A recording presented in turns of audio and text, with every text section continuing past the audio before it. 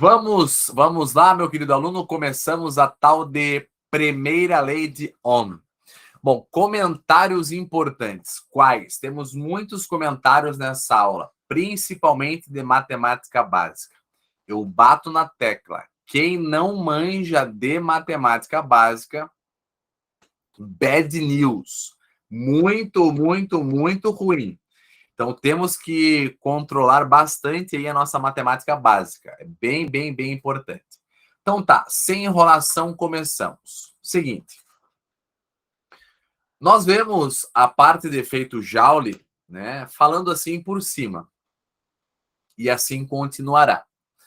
Como é que se analisa o efeito Joule? Vamos imaginar uma corrente elétrica, né, atravessando um condutor.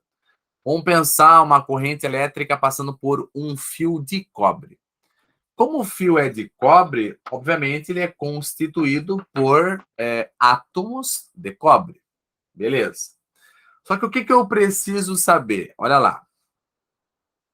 Uma vez que as cargas estão em movimento, haverá uma colisão com esses átomos de cobre. Através dessa colisão, haverá atrito, aquecimento, efeito Joule. É assim que funciona. Então, praticamente, é só enxergar aí uma colisão e já está valendo. Sem muita enrolação, só isso. Bom, o que é um resistor? Basicamente, resistor ele tem duas definições, uma teórica e uma prática. Qual que é a teórica? A teórica é aquela que fala que é o único aparelho que transforma exclusivamente energia elétrica em energia térmica. Isso é o resistor. Mas para nós que resolveremos muitos exercícios, o resistor está relacionado a quem controla a corrente elétrica. Então, tu vai ver que vai ter uma relação muito íntima entre resistor, no caso, a resistência, e a corrente elétrica, tá? Já que eu falei resistência, já vou falar aqui o certo. O certo é falar componente resistor. Resistência é uma propriedade, é o que o resistor impõe. O resistor impõe uma resistência, não impõe um resistor, tá? Então, quando você vai trocar no chuveiro, você não troca a resistência, você troca o resistor.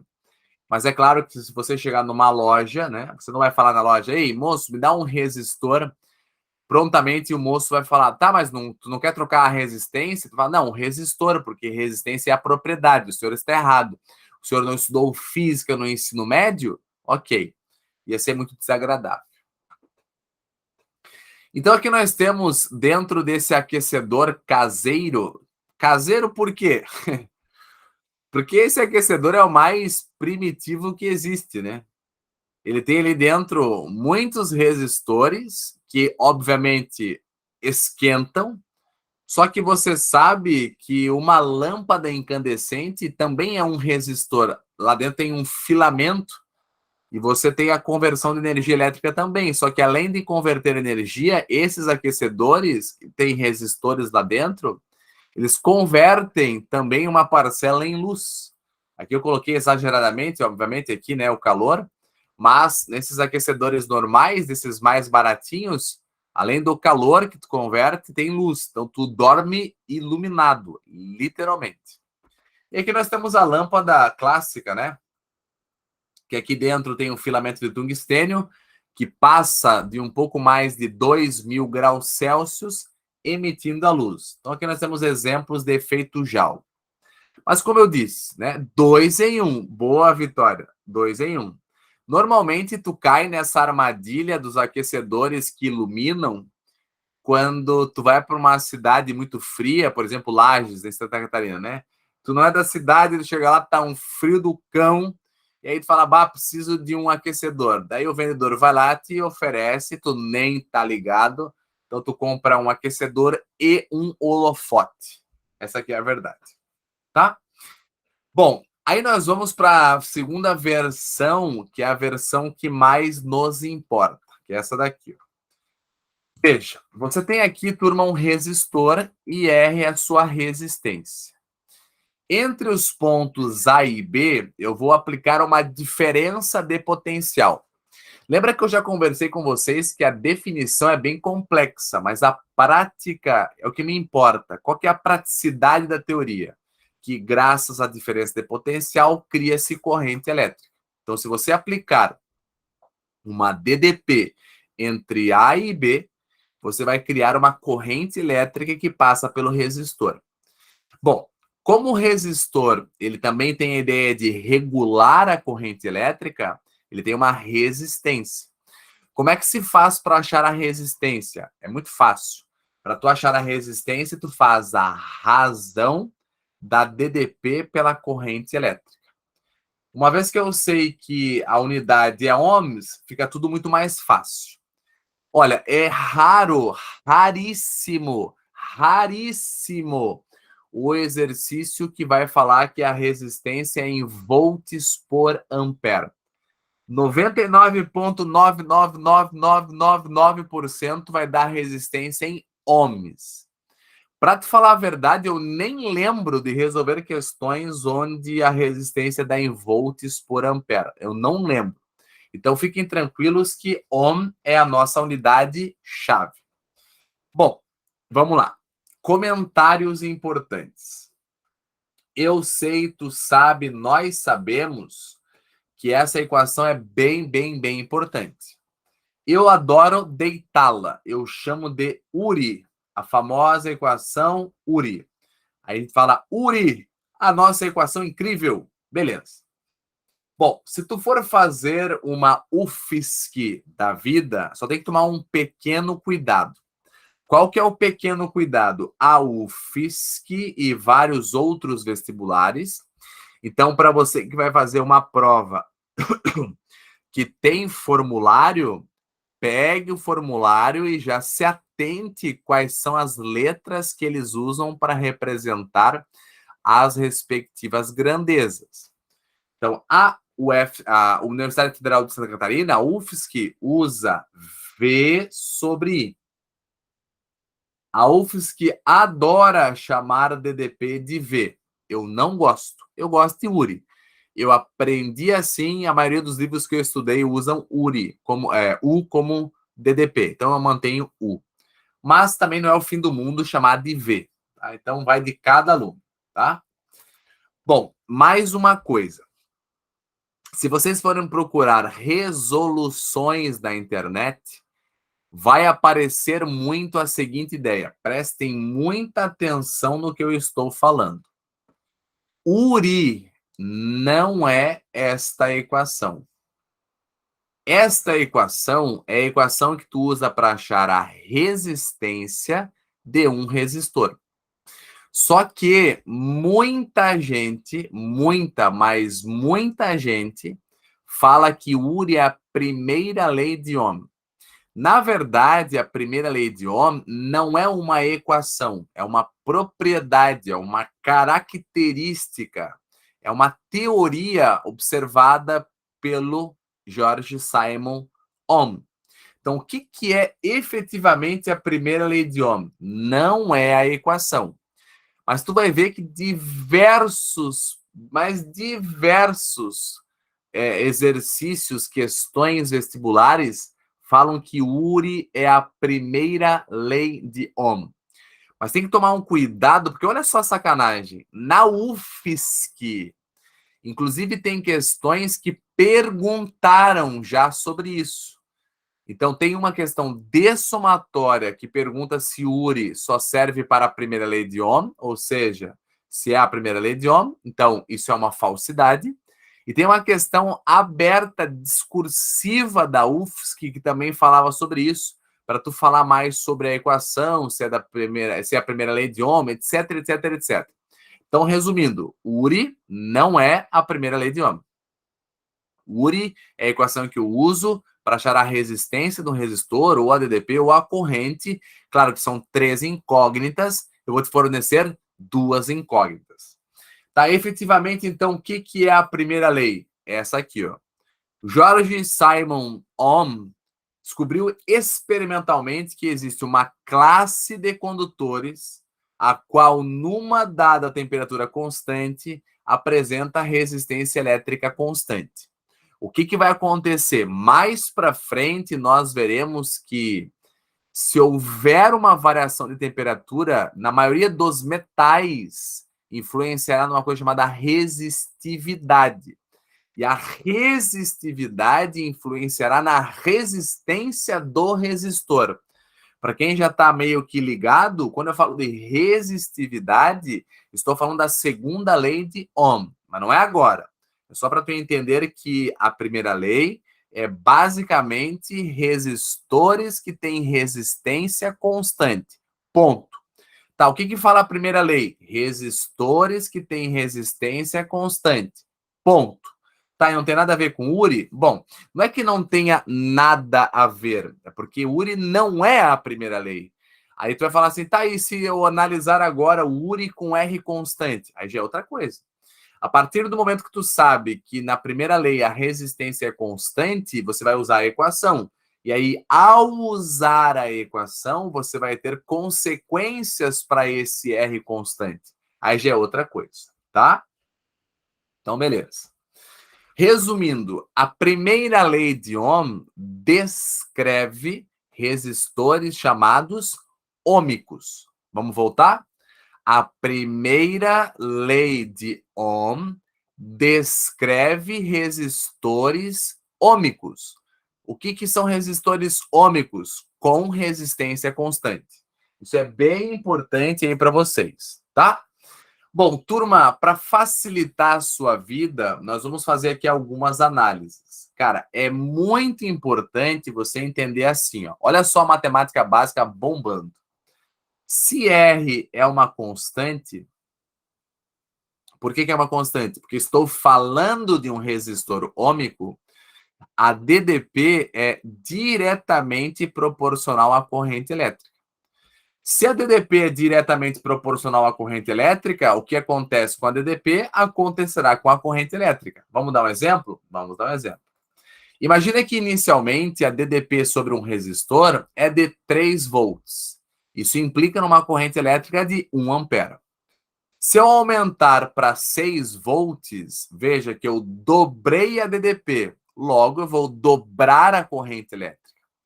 Se eu aumentar para 9, eu tripliquei a DDP, então eu vou ter que triplicar a corrente elétrica, por isso que foi para 3. Se eu aumentei para 12, eu quadripliquei a DDP, por isso que eu quadripliquei a corrente elétrica.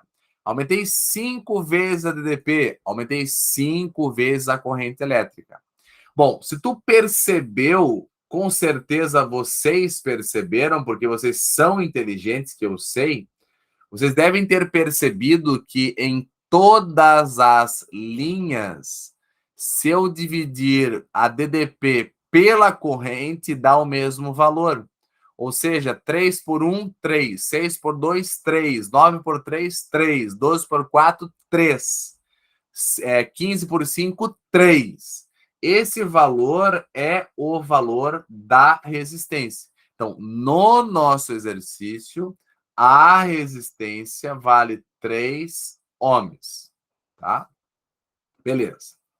Vamos para outra ideia. Se fôssemos criar um gráfico desta tabela, olha lá, vou criar um gráfico desta tabela. Então, eu vou fazer um gráfico de DDP versus corrente. Vou fazer bem certinho os pontos, ó. Aqui, turma, só para facilitar a nossa vida e nós ficarmos aqui até o final do ano, eu peguei 2 pontos e a origem. Tá, mas por que tu pegou a origem, prof? A resposta é bem básica de novo. Se não houver DDP, não haverá corrente elétrica. Por isso que a gente sai da origem. Se não houver DDP, não haverá corrente elétrica. Por isso que nós saímos da origem. Traçando a reta, nós vamos ter essa figura, tá? Olha só o que vai acontecer aqui agora. Presta atenção que é a hora que a giripoca vai piar. Valendo. Se eu olhar aqui essa equação, se eu olhar com calma a equação Uri, ela está maquiada. Eu vou tirar a maquiagem dela. Y é igual a A vezes X mais B. Olha que massa, turma. O B é 0. pois sai da origem. O Y é o U. O X é o I. O R é o A, ou seja, o A é o R. O que é o A matematicamente? É o coeficiente angular. Como é que se acha o coeficiente angular? Moleza. O coeficiente angular se acha pela tangente do ângulo de inclinação. Ou seja, se eu fizer, olha só que interessante, a tangente de θ, eu acho o coeficiente angular, que nesse caso é a resistência. Tá, mas professor, é só isso? Sim. Eu vou lhe explicar a mesma coisa de diversas maneiras. Quer ver? Ó, outra forma de enxergar. É perceptível que se eu dividir 3 por 1 dá 3, 6 por 2 dá 3. Ou seja, em todos os pontos que eu pegar, a resistência vale 3 ohms. Como só existe uma única inclinação, só existe um único coeficiente angular, que no caso, o coeficiente angular é a resistência elétrica do resistor. Então pronto, já sei isso. Outra forma de enxergar, qualquer ponto que eu pegar, a razão DDP por corrente é a mesma. É óbvio, já falei mais de uma vez, que se a razão da DDP pela corrente é a mesma, é porque a resistência é a mesma. Tá, o que eu tenho aqui? Vamos supor, turma, olha só aqui para mim. Vamos supor que eu tenho uma outra reta. Essa aqui, ó. Qual, prof? Essa aqui, ó. Ué, por que não tá vindo? Deu. Vamos supor que eu tenho essa reta vermelha aqui, ó. Tá? A reta, deixa eu preencher aqui, ó. A reta roxa, eu vou chamá-la de A. Reta A. Tá? Reta A. A reta vermelha, vou chamá-la de B. A pergunta mais importante aqui, graficamente falando, é: qual dos dois resistores tem a maior resistência? Moleza. Como eu sei que no gráfico DDP versus corrente, DDP versus corrente, quem determina a inclinação da reta é a resistência, quanto maior a resistência, maior o ângulo, quanto menor a resistência, menor o ângulo. No gráfico que nós estamos vendo de DDP versus corrente, o corpo B, a resistência B é maior. Então, eu poderia dizer, sem medo de ser feliz, que nesse caso, a resistência B é maior que a resistência A. Fechou. É uma baita de uma análise aí, tá? Beleza.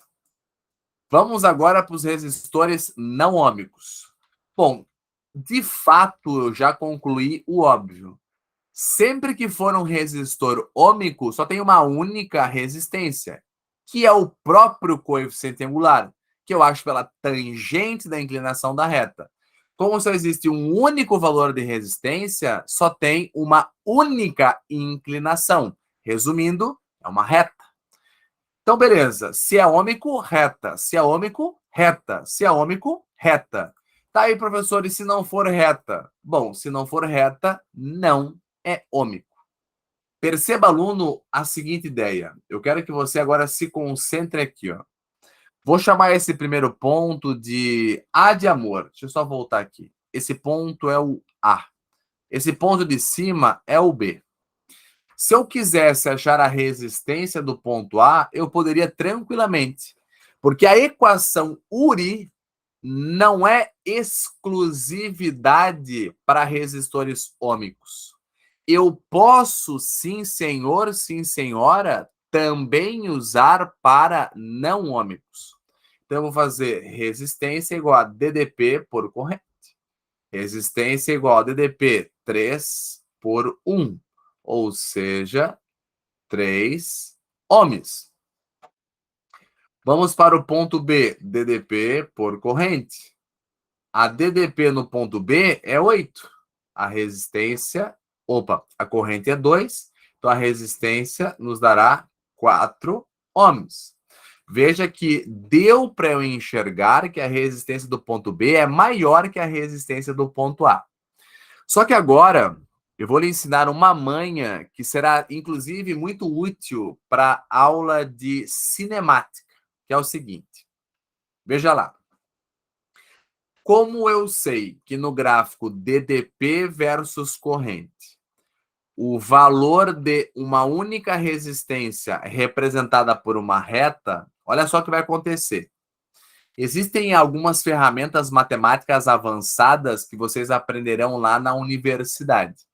Uma delas chama-se derivada, integral, etc, etc. O que eu represento isso?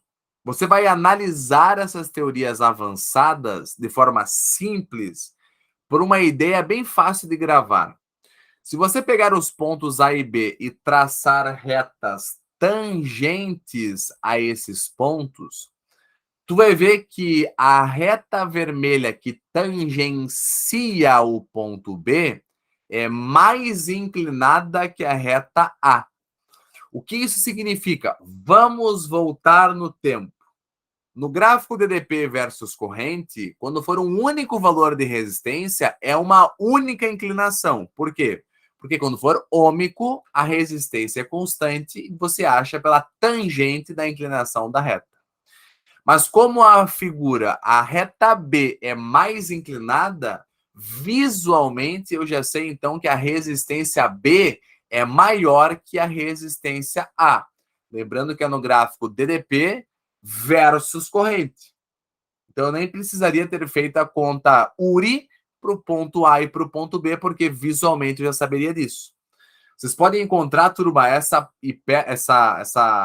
parábola voltada para baixo, com a boca para baixo. Aqui, como a boca está para cima, está aumentando o valor da resistência. Se a boca fosse para baixo, a reta ficaria cada vez mais na horizontal. Aqui está cada vez mais na vertical. Mais a vertical, no gráfico DDP versus corrente, maior a resistência. Mais horizontal, menor a resistência. Então é importante ter essa noção de matemática básica. Outra coisa, em qualquer ponto que eu pegar, a razão das resistências, das DDPs pela corrente não são iguais. Resumindo mais uma vez, nos resistores não ômicos, a resistência não é a mesma. A resistência varia. Então não será uma reta, será uma curva. Tá? Beleza. Vamos nós para a próxima ideia. Bom, vou pegar aqui uma questão da UFSC adaptada de novo, porque vou pegar apenas um item, 2 itens, não lembro ao certo quantos itens são, mas são alguns, tá? Vamos lá. Um técnico eletricista, para obter as características de um determinado resistor, submete o mesmo a vários valores de diferença de potencial, obtendo as intensidades de corrente elétrica correspondentes. Com os valores obtidos, o técnico constrói o gráfico DDP versus corrente mostrado abaixo, concluindo que o gráfico caracteriza a maioria dos resistores reais. Veja, turma, que eu coloquei abaixo, mas aqui está ao lado. Só peguei o texto fidedigno. A figura é DDP versus corrente. Olha só que armadilhinha escondida. A corrente está em miliamperes. Faz diferença? Com certeza. Outra coisa importante, você não pode olhar para a figura e afirmar: ah, o resistor é não ômico. Depende, porque o problema pode ser um pouco minucioso. Se tu pegar aqui, ó, de 0 até 600, é uma reta. Então, de 0 a 600, ele é ômico. Ele deixou de ser ômico daqui dos 600 para frente. Então, dos 600 para o 800 que ele deixou de ser ômico. Tá? Então, beleza. O que ele quer? Analise e assinale as proposições que são corretas. Vamos aos nossos itens. A resistência desse resistor tende a aumentar com o seu aquecimento devido ao aquecimento da corrente? Vamos lá. Essa questão tem um pouco de teoria, mas vamos fazer o seguinte, ó. Eu sei, turma, que inicialmente não tem como eu criar uma curva aqui, ó, porque é uma reta. Como é que vai criar uma curva? É uma reta. Mas então eu sei que em vermelho tu tens então a ideia de resistência constante. Se eu quero saber, por exemplo, uma noção de que se nesse ponto aqui em cima a resistência aumentou ou diminuiu, é muito fácil, cara. Tu vem aqui e traça uma reta tangente aqui, ó. Veja que a reta verde é bem mais inclinada que a reta vermelha. Isso faz com que eu chegue à conclusão que no gráfico DDP versus corrente, quanto maior a inclinação, maior a resistência. Então, no ponto 5 volts, a resistência aumentou, o que era constante. A partir de 600 miliamperes, começou a aumentar. Não é mais ômico a partir de 600 miliamperes. Firmeza? Ótimo. Bom, já que nós estamos aqui com a mão na massa, vamos nos sujar. Vamos lá. Aqui é o ponto que eu vou chamar de vermelho. Tanto faz ser esse ou esse. Tanto faz, porque os 3 pontos vermelhos me darão o mesmo valor de resistência. E aqui está o ponto verde. Como é que eu faço a questão? Eu faço um URI em qualquer ponto vermelho e um URI no ponto verde. E vou analisar se a resistência aumentou ou diminuiu. Então vamos nós. URI nos pontos vermelhos. U é igual a R vezes I. Quem que é U? Vou pegar esse ponto aqui, ó. U vale 3, o R não sei quanto vale, e nesse ponto, veja, 600 mili, que é 10 da menos 3 amperes. Vou andar 3 casas para a esquerda. 1, 2, 3. Então vai ficar 0,6 dividido por 0,6. Bom, vamos pensar de matemática básica. Se eu multiplicar em cima e embaixo por 10, vai ficar 36. 30 por 6, 5. Então, eu já sei que a resistência no ponto vermelho, 5 ohms. Vamos para o ponto verde. O ponto verde, moleza. Ponto verde vai fazer a mesma coisa. U é igual a R vezes I. Quem que é o U? 5. Quem que é o R? Não sei. Quem que é o I? 800, que é 0,8 amperes. De novo, eu andei 3 casas para a esquerda. Vai ficar, então, 5 dividido por 0,8. 5 dividido por 0,8 é mais do que 5. 6,25 ohms. Então, essa é a nossa resistência. 6,25, tá? Então, pronto, vimos matematicamente aí que a resistência aumentou. Só que tem uma coisa lá na alternativa que fala assim, ó, com o aumento da corrente. Lembra do efeito Joule, que quando você tem a análise de cargas colidindo com a estrutura, né, do cobre, do átomo de cobre, haverá efeito Joule. Veja, se você tem uma corrente elétrica maior, tem mais cargas fluindo pelo mesmo fio. Quanto mais cargas, mais corrente, mais colisões, mais atrito, maior será a troca de calor, mais esquenta. Por isso que a primeira está verdadeiríssima. 2. No trecho de 0 até 600 miliamperes, o resistor é considerado ômico, pois o valor da resistência é constante. Ok. De 0 a 600, de fato ele é ômico porque é apenas uma única reta. Próxima. No trecho de 600 até 800, a relação URI, R igual a U sobre I, R igual a V sobre I, tu que escolhe, não pode ser aplicada, pois o resistor não é mais ômico. Falciane, super falciane. Você pode usar para ômico e não ômico. Eu já te expliquei sobre a fala, primeira lei de Ohm. Tem que tomar cuidado com teoria, principalmente para quem for fazer UFSC. A prova da UFSC, turma, normalmente é impecável na teoria. É raríssimo, mas é raríssimo eles errarem teoria alguma coisa na UFSC. Muito raro mesmo. Então, a questão 1 já foi.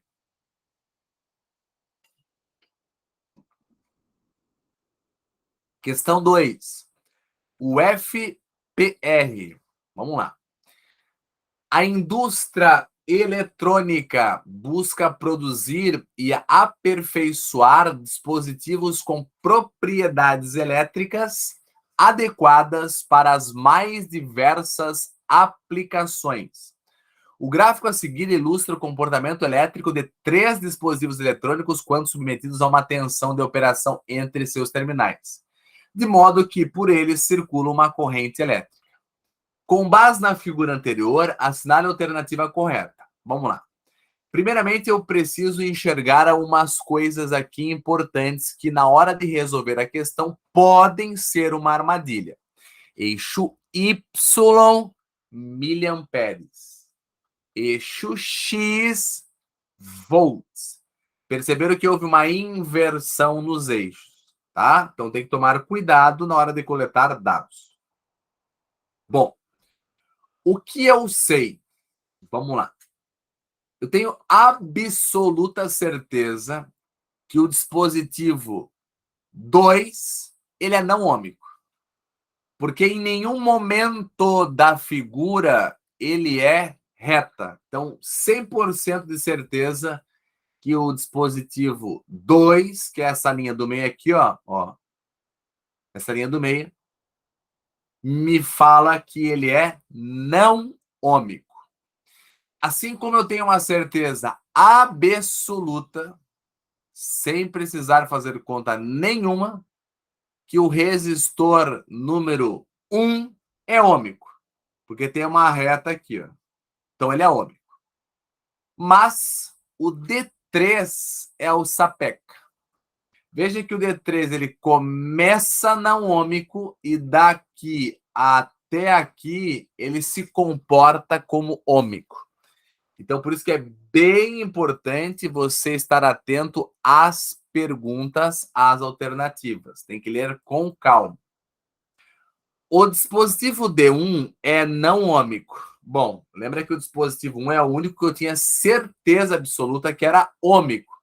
Então, a primeira, falciane. Já sei que é falciane. 2. O dispositivo D2 é ômico. Pessoal, o D2, eu tinha certeza que ele é não ômico, porque nenhum pedaço dele tem reta, é só curva. Então, ele é não ômico. O resistor D2 é ômico, falso. Letra C. O dispositivo D3 é ômico. Opa, ele é ômico D3? Até pode.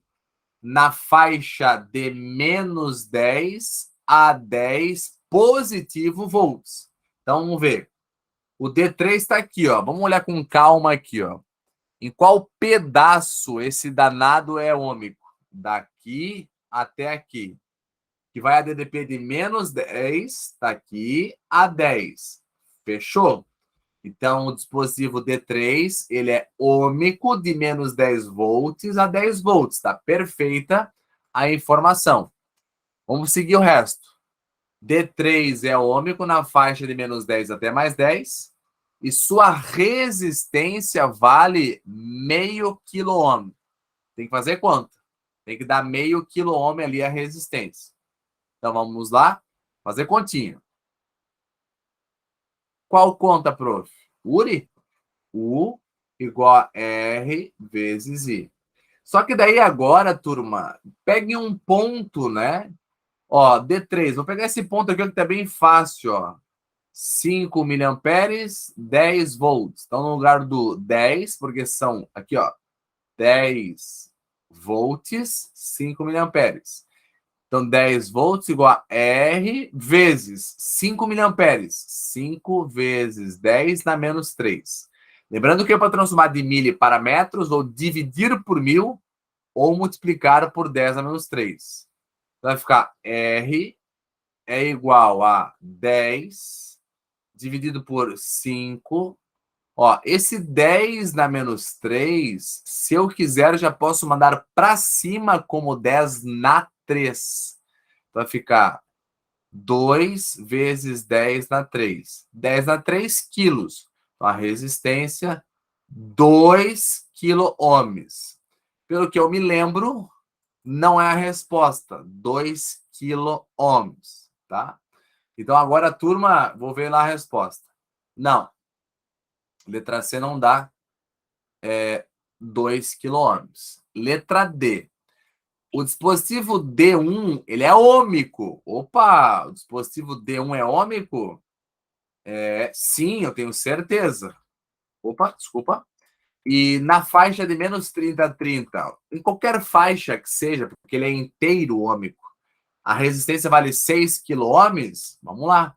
Eu tenho que fazer conta, não tem segredo não. Então eu vou pegar, por exemplo, esse ponto aqui, ó. Esse ponto tem as coordenadas 5 amperes, 30 volts. U é igual a R vezes I. Quanto vale o U? 30. O R eu estou procurando e o I vale 5 vezes 10 dá menos 3. Como a gente já sabe a conta, vou dar uma agilizada. O 5 passa dividindo juntamente com 10 dá menos 3. Então vai ficar 30 dividido por 5 vezes 10 dá menos 3. Vamos fazer direto a resposta. 30 por 5, 6. O 10 dá menos 3 sobe como 10 na 3, ou seja, quilo-ohms. Fechou. A resistência do D1, que é o resistor ôhmico, vale 6 quilo-ohms. Por isso, com muita alegria, para nossa alegria, um clássico do YouTube antigo, a letra D é a verdadeira. Beleza? Finalizamos aí essa questão aí, tá? Deixa eu só fazer um negocinho que eu já tiro a dúvida de vocês. Finalizamos essa